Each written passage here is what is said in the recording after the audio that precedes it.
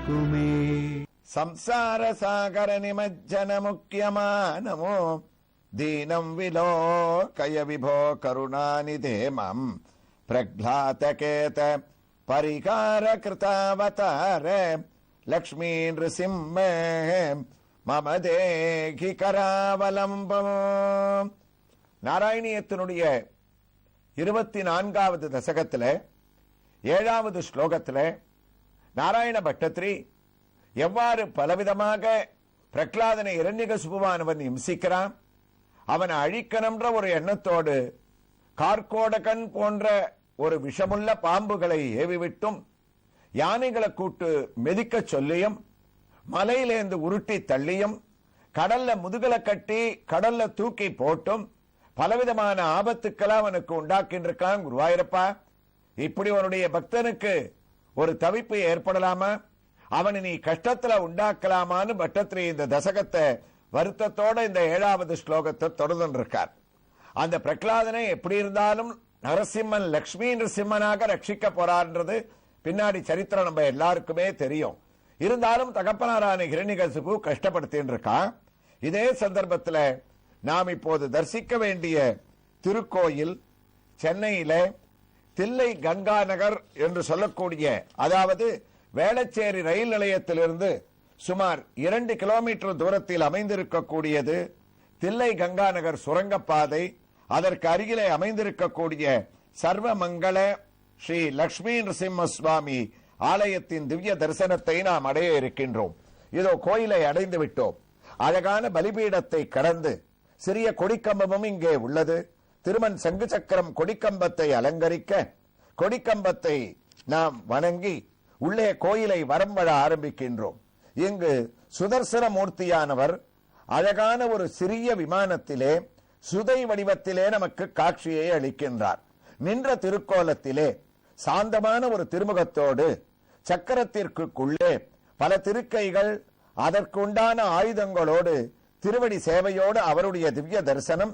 இதே விமானத்திற்கு கீழ் இங்கு மூலமூர்த்தியை படம் பிடிக்க நமக்கு அனுமதி இல்லாததால் சுதர்சனர் உற்சவமூர்த்தியினுடைய திவ்ய தரிசனத்தை அடைந்து கொண்டிருக்கின்றோம்.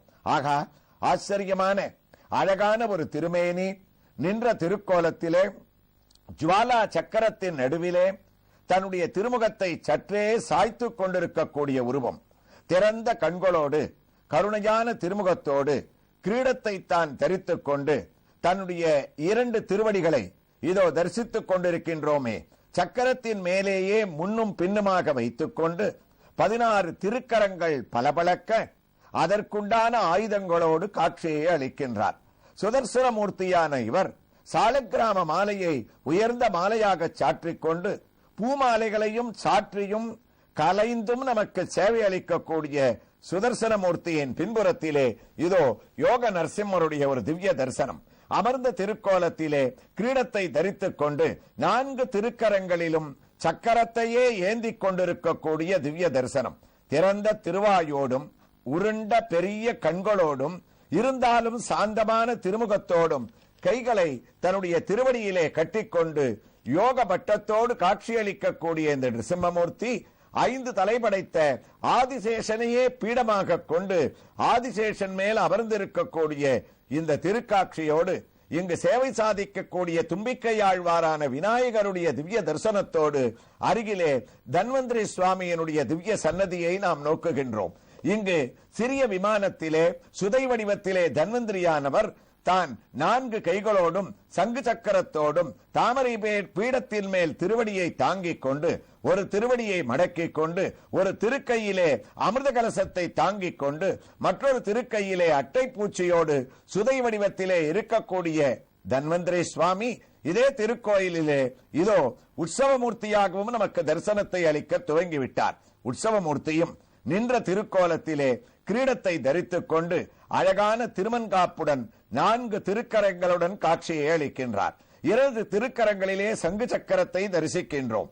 3வது கலமானது தன்வந்திரியாக இருப்பதால் தன்வந்திரியே அமிர்த கலச கஸ்தாய சர்வாமய நாசனாய என்ற மூல மந்திரத்திற்கு ஏற்ப அமிர்த கலசத்தை கையிலே ஏந்தி கொண்டிருக்கின்றார்.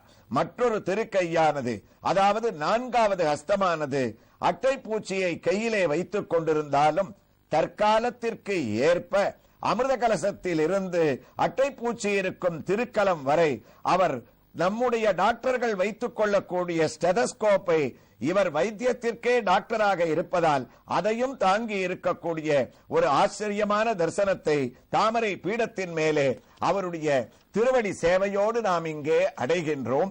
அந்த தன்வந்திரி மூர்த்தியானவர் திருவடியிலிருந்து திருமுடி வரை திவ்ய ஹாரத்தியோடு அவருடைய திவ்ய தரிசனத்தை அடைந்து இதோ நாராயணியத்தின் 24வது தசகத்தின் 7வது ஸ்லோகத்திற்கு திரும்பிவிட்டோம்.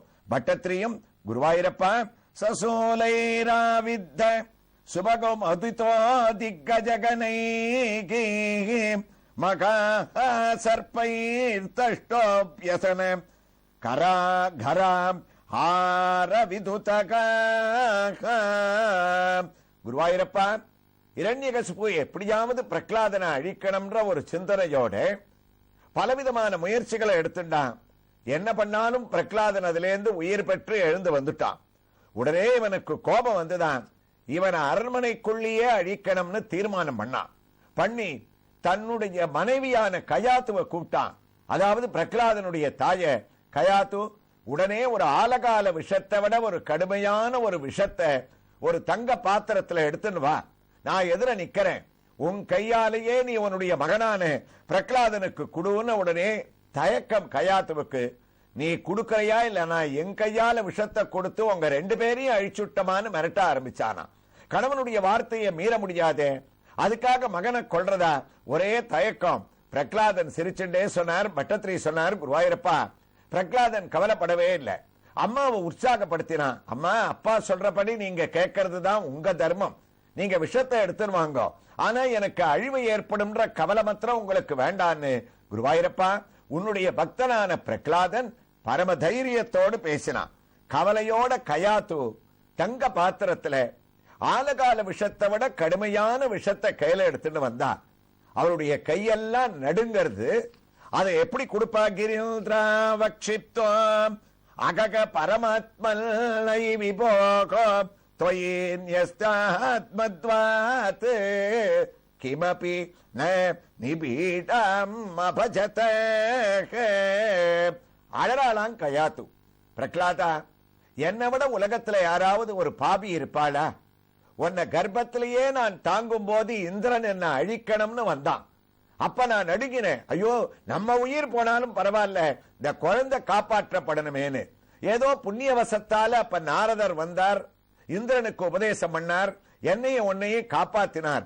ஆனா நீ என்னால் காப்பாற்றப்பட்டு பிரகலாதன்ற உத்தம புத்திரனாக பிறந்து என் கையால விஷத்தை கொடுத்து உன்னை அழிக்கிறத விட அன்னைக்கே இந்திரன் நம்ம 2 பேரையும் அழிச்சிருந்தான்னா எனக்கு எவ்வளவு சந்தோஷமா இருக்கும்.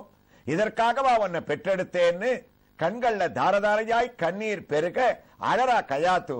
உடனே பிரகலாதனுடைய பரிபக்குவம் இருக்கே. பட்டத்திரி சொன்னார், குருவாயூரப்பா, குழந்தை என்ன தெரியுமா பண்ணா?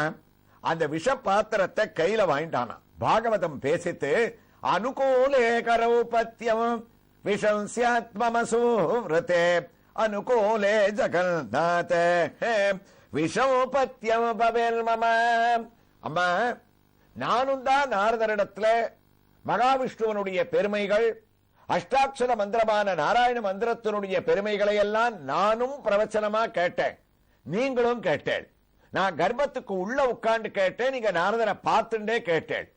எவ்வளவு உபதேசம் பண்ணார் பகவானுடைய பெருமைகளை எல்லாம் நாரத மகரிஷி. நான் நினைக்கிறேன் பாதி நேரம் நீங்க தூங்கிண்டே கேட்டதுனால அதனுடைய தத்துவம் உங்களுக்கு புரியல. நீங்க தூங்குறதுனால தான நாரதரே நிறுத்தணும்னு நினைச்ச போது நான் ஒரு ஹுங்காரத்தை சொல்லி நான் முழிச்சுட்டு இருக்கேன், சொல்லுங்க கதையேன்னு முழுக்க நான் கேட்டேன். முழுக்க கேட்டதுனாலையும் அதை ஆராய்ந்து கேட்டதுனாலையும் கர்ப்பத்திலேயே எனக்கு பரிபக்குவம் வந்துடுத்து. இன்னும் உங்களுக்கு விவேகம் வரலையே. இந்த சாதாரண ஒரு விஷத்தை கொடுத்தா என்ன அழிச்சுட முடியும்?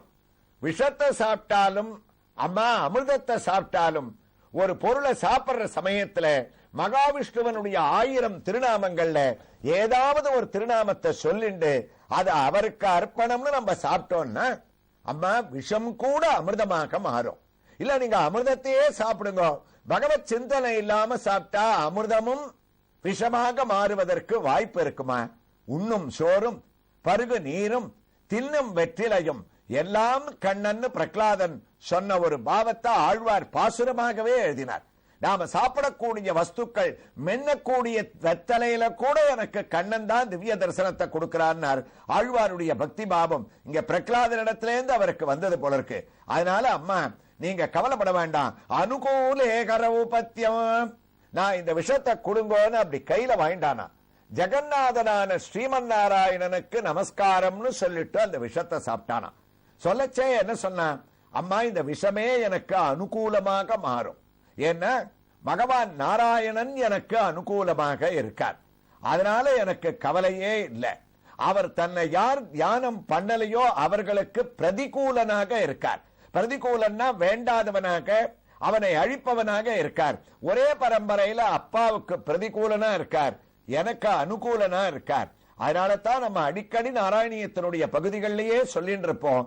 நம்ம காலம்பரை எழுந்துக்கும் போது ஹரி ஹரி ஹரின்னு படுக்கையில உட்காந்து 3 தடவை சொல்லணும்.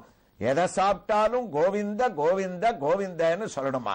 வெளியில வீட்டை விட்டு போச்சே கேசவா கேசவான்னு சொல்லணும். ராத்திரி மறுபடியும் படுக்கையில படுக்கச்சே மாதவா மாதவான்னு சொல்லணுமா. அந்தந்த சந்தர்ப்பத்தில் சொல்லக்கூடிய திருநாமங்கள் அந்தந்த விஷயத்துல அதற்கேற்ப நம்மளை காப்பாத்தும். அதுபோல எதை சாப்பிட்டாலும் கோவிந்த நாம சங்கீர்த்தனத்தோட சாப்பிட்டால் அது கோவிந்தனுக்கு உடைய ஒரு அடைக்கலம் ஆயிடுறது.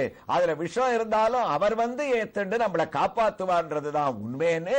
அனுகூலே ஜெகநாத விஷம் பத்தியம் பவேன் மம. அதனால நீங்க கவலைப்பட வேண்டாம், பகவான் எனக்கு அனுகூலமாக இருக்கார். நிருசிம்மமூர்த்தி என்னை காப்பாத்துறதுக்கு தயாரா இருக்கச்சே இன்னொருத்த அழிச்சுடுவானோன்னு நான் எதுக்குமா பயப்படணும்? அந்த கவலையே எனக்கு வேண்டாம். ஒன்னு தெரிஞ்சுக்கோங்க, சுவாமி தேசிகன் சொல்லுவார், தொய் ரக்ஷதி ரக்ஷகை கிமன் எய்கி தொய்சா ரக்ஷதி ரக்ஷகை கிமன் எய்கி. நரசிம்மன் என்னை காப்பாத்துவான் அப்படின்ற ஒரு நம்பிக்கையும் தைரியமும் நமக்கு இருந்ததுன்னா இன்னொருத்த தடுக்க முடியாதா. நரசிம்மமூர்த்தி எப்படி உன்னை காப்பாத்துறாருன்னு பாக்கிறேன், நான் அதை காப்பாற்ற முடியாம பண்றேன்னு தடுக்க முடியாது. அதுபோல நரசிம்மமூர்த்தி கைவிட்டுட்டான்னா எங்க அப்பாவை கைவிட போறான், கைவிட்டுட்டான்னா இன்னொருத்த காப்பாற்றவும் முடியாது.